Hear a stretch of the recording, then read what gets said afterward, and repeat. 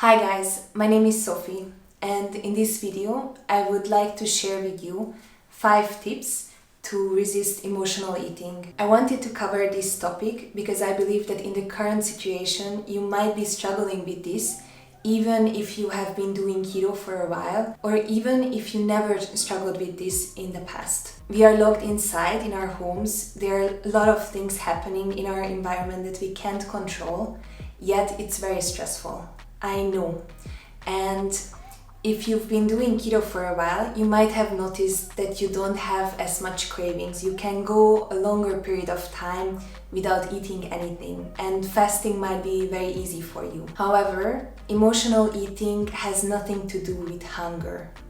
So this is why I wanted to cover this topic. Before sharing the 5 tips with you that help me resist emotional eating, I wanted to explain the 4 reasons why we eat. This is something I learned from Brooke Castillo, who's a life coach, and she has a podcast, the Life Coach School podcast, that has been really helpful for me. She covers many topics, including weight loss and emotional eating. So what I learned from Brooke Castillo is that there are 4 reasons why we eat. The first one is fuel eating. That means that you eat to nourish your body. If you're doing keto, for example, this is when you eat meat, vegetables, and fats. These are the types of food that gives you energy. Then the second reason why we eat is joy eating. This is when you celebrate your birthday or some big event in your life. And hopefully, if you're doing keto, joy eating also includes keto-friendly desserts. But then there are 2 other types of eating. These are fog eating and storm eating.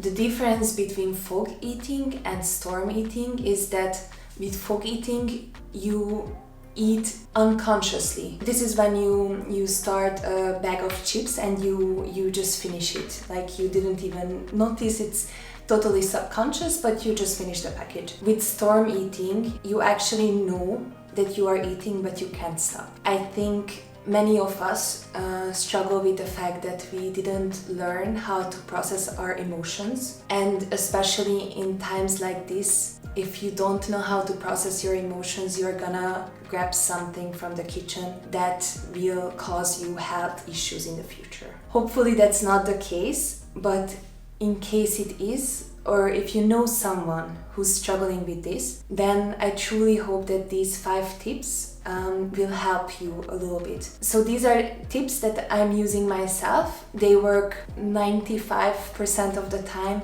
Of course, it's not perfect, but hopefully it will help you a little bit to overcome emotional eating. Alright, now let's get into the 5 tips. I will also share a link in the description where you can download a free sketch note that I created that you can print out and put on your cupboards or on your fridge. It helped a lot of people already, so I hope it will be helpful to you too. So the first tip is to set a timer. This can be a 10-minute timer or a 15-minute timer. You have to see what works for you best. But basically what I do is that when I have this feeling of feeling anxious or feeling stressed out, or even I just get a comment that was not really nice and I feel shame or I feel hurt, then that's usually when I want to walk up to the fridge and snack on some cheese or sausage. It doesn't really matter what, but it's not fuel eating, it is fog eating or even storm eating. And what helps me a lot is to I have a smartwatch and I usually set a 10-minute timer here and then I wait. What really helps with setting timers is that you're not telling yourself that no, I can't have whatever I want to have. You're telling yourself not yet. So in research, this is called surfing the urge. And basically what this means is that you're sitting on your urge a little bit.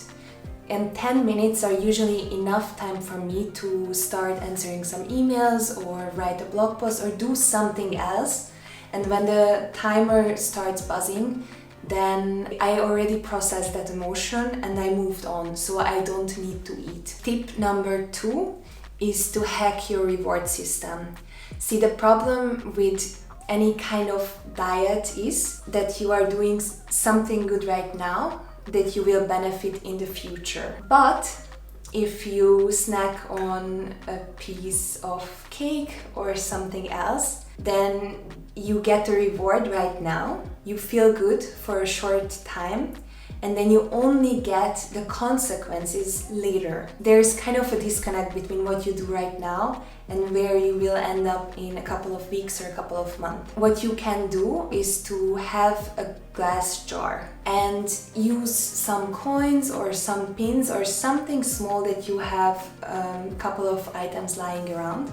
And whenever you resist eating something, so whenever you tell yourself, okay, I'm not gonna go for that piece of cake that's in the fridge, then you put something in that jar. And it should be a glass jar so that the reward is visible to you. Because what our brain does, we search for these rewards. We kind of want to accumulate them and see the jar fill up. And so if you start and you collected a couple of coins, for example, in the jar, then it will help you feel like you're rewarded for your effort and for your willpower. Tip number 3 is to listen to a podcast or watch a YouTube video.